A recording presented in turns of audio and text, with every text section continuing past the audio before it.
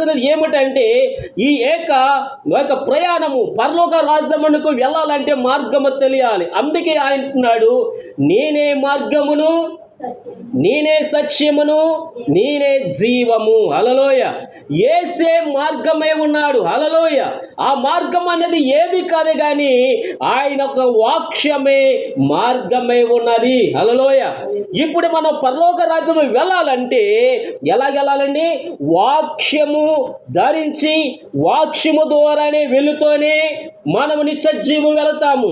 వాక్యము కాకుండా బయటకు వచ్చి ఎలాగున్నా పర్లేదు, ఎలాగ జీవించినా పర్లేదు, ఏ బోధైనా పర్లేదు, అందరికి కూడా వాక్యం వేసపోతున్నారు, అందరికి కూడా బోధిస్తూ ఉన్నారు, ఏదైనా నమ్మవచ్చు, ఎలాగైనా జీవించవచ్చు అని ఆ యొక్క వాక్యమును విడిచిపెట్టి మనము ఓ యొక్క పక్క దానికి మనం వెళ్ళామా, మరి నిత్య జీవములోనికి ఎన్నడూ కూడా వెళ్ళలేము. హల్లెలూయా. నేను ఖచ్చితంగా చెబుతున్నాను, ఎందుకంటే నా గొర్రెలు నా స్వరము వింటాయంటున్నాడు ఆయన. హల్లెలూయా. మనము నిజమైన గొర్రెగా ఉంటే, నిజమైన విశ్వాసంగా ఉంటే ఆయన యొక్క మాటలు మాత్రమే మనము వినాలి. దేని స్తోత్రం. ఆయన మాట విని ఆయన యొక్క మరి వాక్యమును ధరించి వాక్యం వెంపడ వెళితేనే నిత్య జీవములోనికి మనం వెళతాము. హల్లెలూయా. ఎలా వెళ్తామండి? నిత్య జీవములోనికి వెళ్తాము.